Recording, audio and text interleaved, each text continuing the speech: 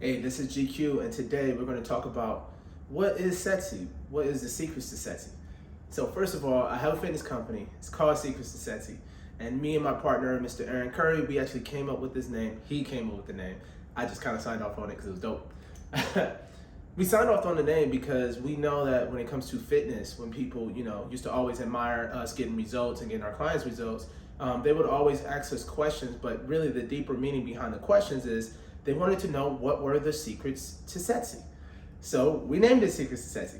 But beyond that, we also wanted to come up with a company that went beyond just fitness. That name is broader than just fitness. It's not like it's saying, buff guy fitness or anything like that. Sexy goes beyond the physical. However, for today's YouTube segment, we're gonna actually talk about the physical. So first of all, please like, subscribe, turn on notifications.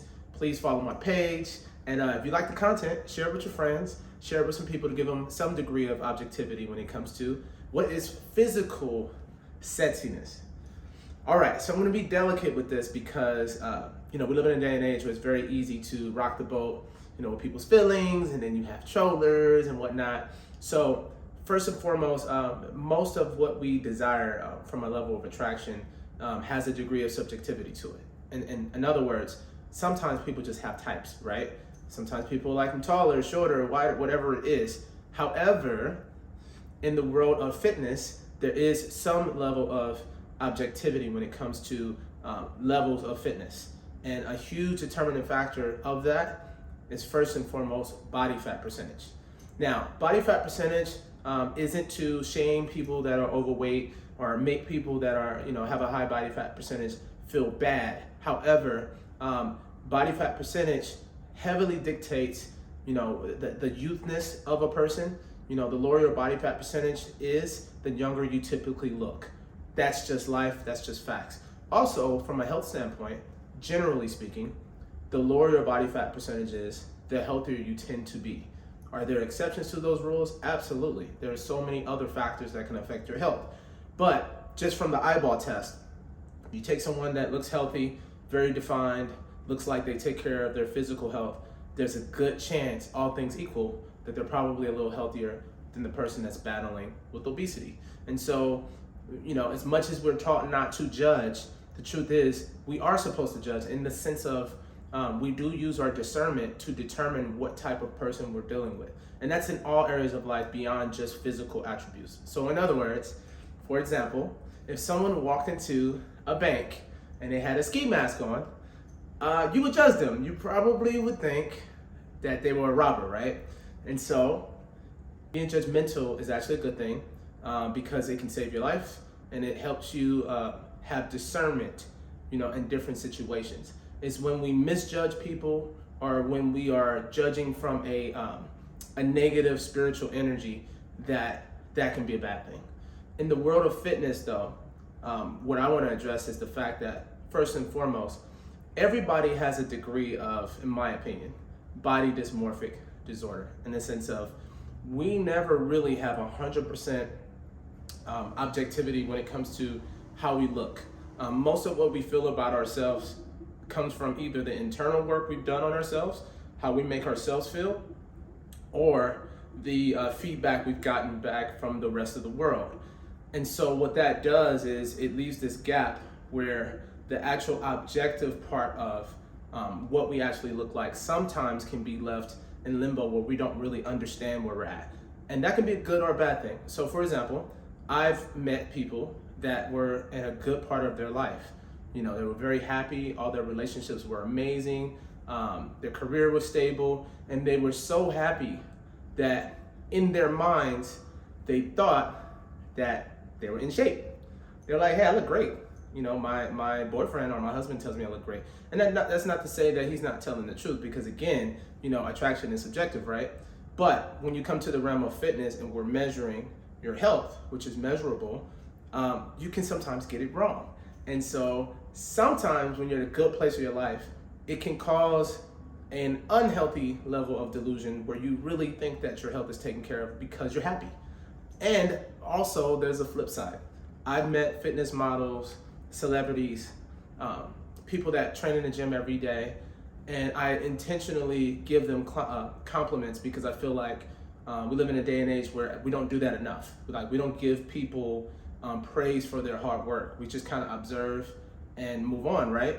We're becoming a little more antisocial, and usually when we become social, usually it's because of a need or a want or even criticism. So I always take it upon myself, whether male or female, if I see someone working hard and I see they've done a great job with their health, I usually will point it out at some point in time, just because I know that the world, we need that. We need that validation. So I do that.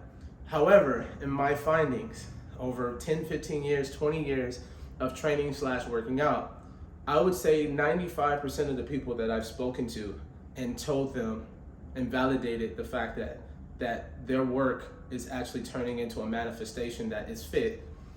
When I tell them these things, usually the response I get from them is, thank you, but I'm still not there yet. I still got a long ways to go. I appreciate it, but no, I'm not what you think I am, essentially is what they're saying. And that's because even on the other side, even on the fit side, there's a degree of body dysmorphic disorder, in the sense of you can be so hard on yourself that you could forget that you're actually in shape.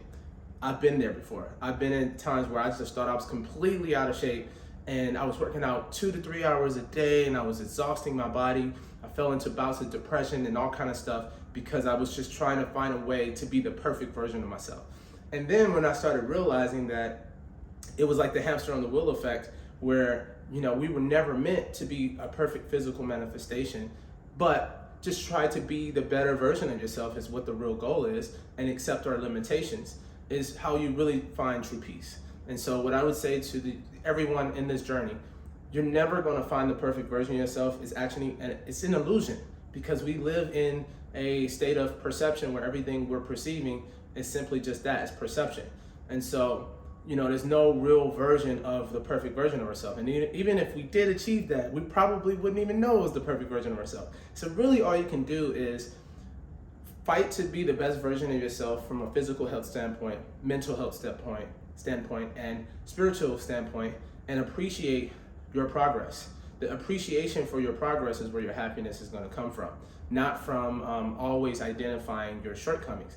And also the balance has to come into play with also acknowledging that you have shortcomings, because sometimes if you only appreciate your progress, but you're not acknowledging the fact that you still have more work to do, you could easily become complacent and then kind of scale backwards, and then all of a sudden you're not making progress anymore. So having a healthy balance of acknowledging what work you still needs to be done, but also taking the majority of time to have gratitude and appreciate where you're at is the key to me for balance. And that's what I had to learn myself, which is like, I'm never going to be as athletic as some of these dudes you see on the ground. It's not going to happen. However, I'm very happy with how I take care of myself, because I know I push myself to really prioritize my physical health. Now, let's get to the topic at hand. There are some objective reasoning for what makes a man's body sexy and what makes a woman's body sexy. And I'm going to go over some basic rules, very basic rules, because there's all different types of shapes, body types, and whatnot. But these are some of the commonalities between the body types that for everyone on a subconscious level, when we see these traits, we automatically think this person's either attractive, fit, or healthy, or all three. And these are things that we see and we think sometimes even before we consciously even think these things. It's just human nature. So we're going to discuss that, and I'm going to use a little chart to kind of go over that. Now, I'm going to separate it by men and women, because I would say most of the things that we have to take care of as men and women are very similar. But when it comes to an aesthetic standpoint, like actually being sexy, like attractive to the other gender, there are certain things that have been proven that when you have these traits, you're going to be found more attractive by the general population of the opposite sex. So that's what I'm going to address for today. So guys, girls, if you're working out in the gym and you don't have a blueprint or a map of exactly what you're trying to achieve, these are some of the things you're trying to achieve. I'm even going to give you some tips on how you can achieve those goals. So here we go. All right, first and foremost, what we discussed is that for men and women, body fat percentage is very important. It's going to dictate, how curvaceous your body is, how much definition you have in the muscle groups, The more definition that you have, the more fit that you look. Also, the younger you look. When your face is slim and chiseled, it makes you look younger. Even if you're in your 40s, it doesn't matter what age group. You can be 40s, 50s, 60s, whatever. If your body fat percentage is low, most people are going to think you're younger than your actual age. So body fat percentage is always a big priority when it comes to fitness because it's a great indicator of health. So for men, typically, a good body fat range for men can range anywhere from about 6 to 15%. However, what I would say is that this gap between 6 and 15%, it makes all the difference in the world for men. And the reason why is because when you're at 6%, we're gonna see almost every single muscle in your body. When you're talking about abs, you're gonna see not only the six pack, you're gonna see the obliques, the serratus, the lower obliques, you're gonna see everything about it. So when you're at the beach, and I've been there before, I've been in many cases like this, you go to the beach, you see a bunch of guys with, a nice chest, nice shoulders, nice arms. When they take their shirts off and they're ready to get in the water or they're ready to chill by the pool, you're gonna get to see who's really fit, like really fit. And the way you're gonna be able to see that is the person that is closer to this side, 6%, I would say all the way up to 10%, they're gonna be really, really defined, like chiseled. And that makes all the difference in the world when you're talking about separating yourself from the rest of the pack.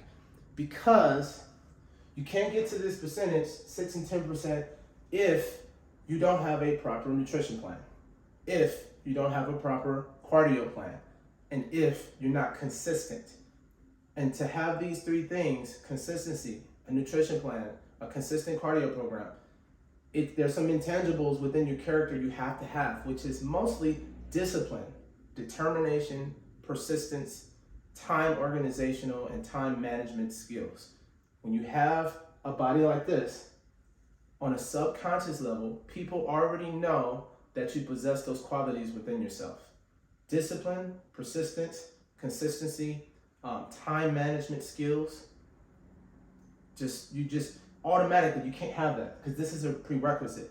Now, here's the thing, when you're young, early 20s, you may have that body fat percentage in the beginning because sometimes good genetics would do that. But one thing about good genetics, father time always wins. So once you hit about 28 and beyond, because I've been there, now all of a sudden your genetics won't cover for you. Now all of a sudden you have to have discipline.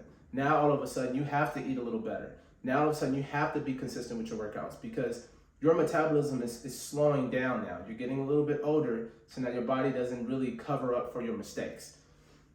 Now, for women, we're gonna raise the bar a little bit because women's bodies are built differently.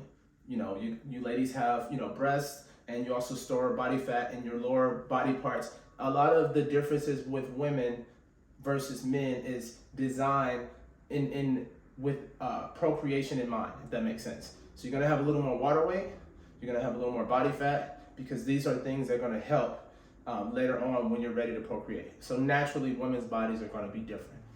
So with that being said, their range is more so like this. 15 to 25%. There's a little more variables because women's bodies and shapes are a lot different. There's a lot of different variations of them. And for example, a woman that just happens to be big chested, she's gonna naturally have a higher body fat percentage because a woman's breast is body fat essentially. And so that's why there's such a bigger range as far as like the body fat percentage going up, because women's bodies in general is gonna have a higher body fat. But what I will say is this, for any woman, once you hit 25%, you're gonna look pretty fit. You're gonna look pretty fit. You're not gonna be chiseled out of this world, but you're gonna be able to see some definition in the legs and thighs, and you're gonna be able to see curves. But when you drop down to about 20%, which is in between these two, in my findings from most women, granted there's a lot of different body types and a lot of different variables, but once you hit about 20%, 22%, even 23%, you get that better combination of keeping your shape, but also having definition. Because sometimes going too low in body fat percentage can take some of your shape away from you, which is the muscle mass. You can lose some of that in trimming down too much. But some women, depending on their body type, can get all the way down to 15% and look amazing. So it's really just a range. But I would say the average client that I've taken on, if they can get to about 20 to 23%, that's usually the prime shape that they can get in. They're gonna have the best of both worlds. They're gonna have definition and they're gonna have curvaceousness, if that makes sense. Now, focusing on figures, we're gonna focus on what are some key distinctions that we need to see in a man's body and in a woman's body, that when someone sees you walk in the room and they're paying attention, they're gonna automatically say, oh wow, that person does a really good job with taking care of their physique. So, for men, this is one of the number one things I wanna point out for men that I think are important. One of the most important. The upside down triangle. I'm just gonna draw that. I'm even gonna, give him a little face. So for men, the wider your shoulders are, the wider your shoulders come out. When you have a little bit of roundness in your shoulders, the rounder your shoulders are, the wider it comes out, the smaller it makes your waistline look, and the more physical presence that you have. You could wear a droopy shirt, baggy shirt, but if your shoulders stand out wide enough, even in a baggy shirt, people can tell that you have a physique. And that's one of the number one things that is like a quick indicator when you're looking for someone with a physique, or when other people in the room are scanning and looking at who's who and who's what and who has the most physicality. So the upside down triangle should always be the number one goal for a guy, as far as one of the number one things they want to accomplish in the beginning of their journey, or even if it's not the beginning, just in general. That's number one. Now, for women, not so much. Now, there are some women that enjoy having more of a masculine body. There are women that are power lifters. There are women that enjoy that physicality. But coming from the men's standpoint, generally speaking, men enjoy a feminine looking body that is strong. And so there's a little bit of finesse when it comes on the feminine side for women. So that triangle is not going to be as wide. It's going to be a little more narrow, a little more tucked in.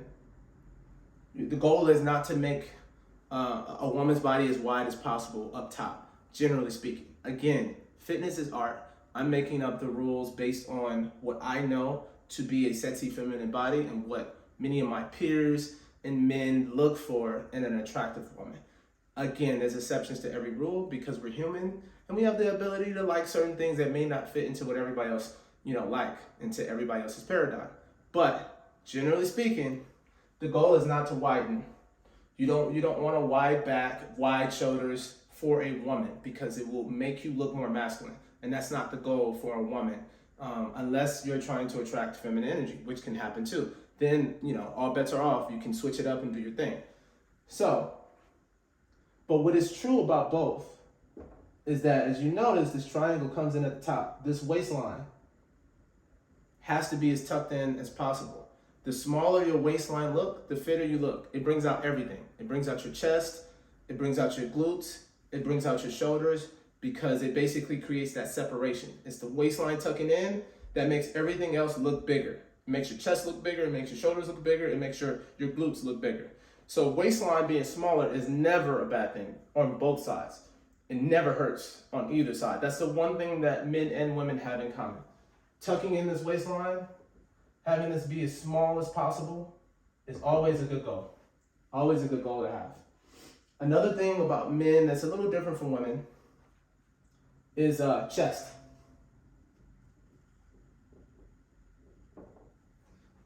For men, our goals is to build our chest. We want something that is pronounced so that when we turn sideways, and this is more so, this chest is actually front and side, so you can see someone with a pronounced chest from the front, but also from the side, when you look at their waistline compared to their chest, you should see a little bit sticking out. So when you see the side, chest comes into play with that. And they're going to compare waistline to chest. And so as long as your waistline, your stomach, is not protruding past your chest, that's a good sign. It should be behind your chest. Your chest should be pronounced. Your waistline should be tucked in behind your chest. So if you take the test and you look sideways in the mirror and your gut is going in front of your chest, then you've got some body fat percentage to lose. That means you got more work to do. Ladies, same thing, but the bigger priority, the bigger focus is actually in the lower half of the body. So we're gonna go over to the lady side. From the side, we're mostly talking about glutes. So ladies, if you turn to the side and you notice that, your gut or your stomach is protruding more than your glutes, that means you have some work to do on both sides. That means you have to drop your body fat percentage and continue to build your glutes, your ass. That we all know, let's just call it what it is, call it spade a spade. It's very important for a woman to focus on her lower body because that is what men look for, as far as like attraction. They're looking at their lower bodies, they're looking at how defined their legs are, when you put that dress on. Let's just keep it real. And this conversation, although some people that are not into fitness may find this superficial, it's really not. Because beyond all of the aesthetic stuff we're talking about, we're really tying in how disciplined are with the self-love of taking care of your physical health. If you are practicing self-love within your physical health enough, these traits will naturally happen. These looks and the physique and stuff like that, you will naturally attain that so long as you are strategizing your workouts and being consistent with your workouts in the act of self-love. So this isn't something that you're doing because you're trying to get a man, or this isn't something you're trying to do because you're trying to get a woman.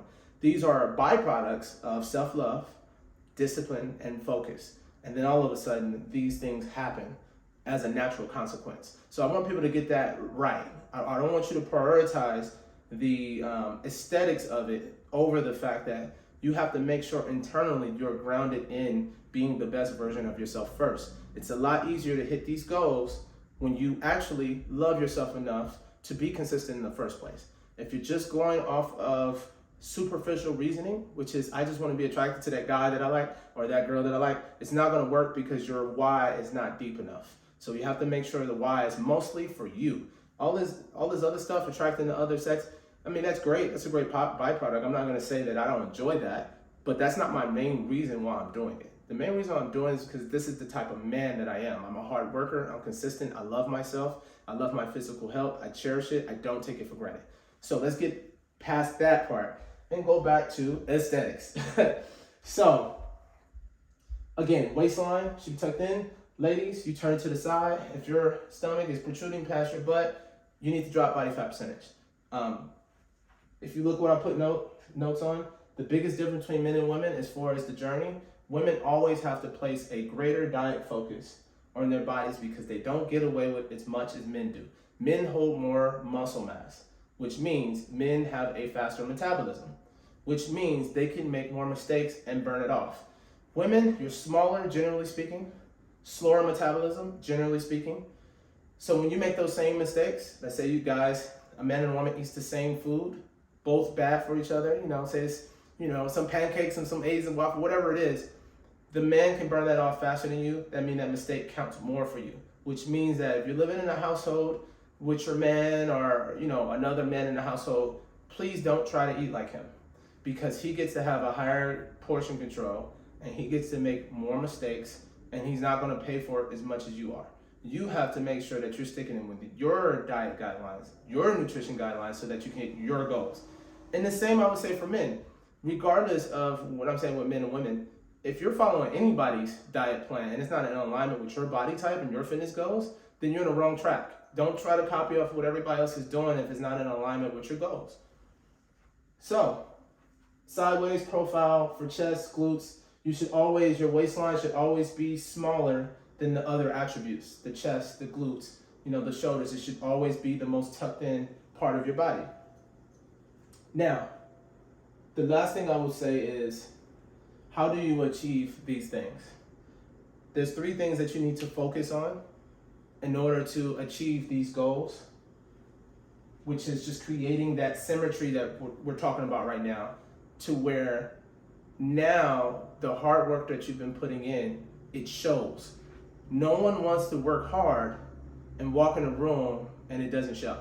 Because then you gotta prove to people that you work out. And the thing is, one thing about working out, you shouldn't have to prove to people that you work out. They should be able to see it.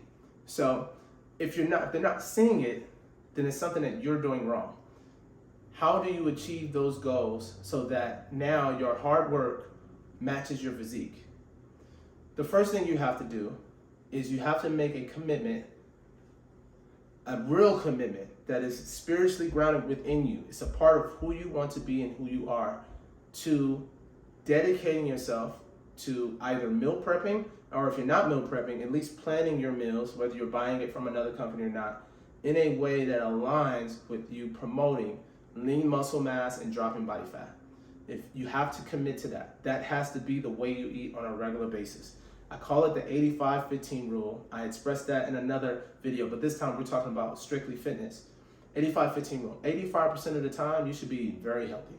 And then you got your 15% where you get to be human. You get to eat, a chocolate cake and a little something, nothing crazy, nothing big in big proportions, but just something that's a vice of yours so that you can feel like, hey, I'm still human. I get to enjoy some of the things in life that makes me happy, but I'm going right back to business as usual with eating the things that feed my spirit and my soul and my physical health. Fruits, vegetables, lean proteins, keeping it simple but very effective. The second thing that you have to commit to is a strategized workout split. I see a lot of people in the gym that actually are working hard, but they don't know what they're doing. They're focusing on muscle groups that don't need focused on, and part of it is because they have a skewed perception of what they actually look like. One thing that's tricky about fitness is that you have to have a degree of objectivity. You can't work out based on how you feel. You have to work out based on what your goals are. If your goals are to reduce your body fat and to build muscle, you cannot say, I don't feel like doing any cardio ever, because you're not going to hit those goals. Or if you do, it's going to take a very long time through your diet. So you have to work out based on your goals, not on how you feel. You have to make sure you have a proper balance of cardio type workouts that is reducing your body fat percentage, getting your heart rate up, and body shaping workouts, workouts that are embellishing the muscle groups that you want to build and make more pronounced. Usually what I see is lifters and runners. I see people that do nothing but lifting, they don't run, they have a high body fat percentage and muscles, but it don't look good because their body fat percentage is too high. And then I see runners, people that love to run, which is great. It's one of the healthiest things you can do. They love to run, but they have no physical presence because they burn all of their muscle off.